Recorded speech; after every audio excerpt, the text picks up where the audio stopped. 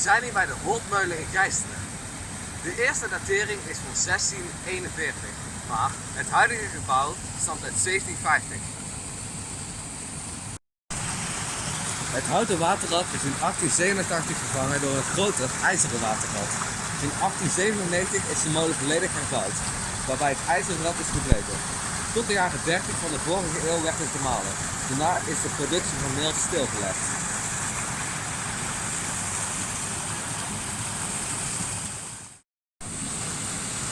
De molen heeft lang dienst gedaan als graanmolen. Later werd hij ook gebruikt als oliemolen.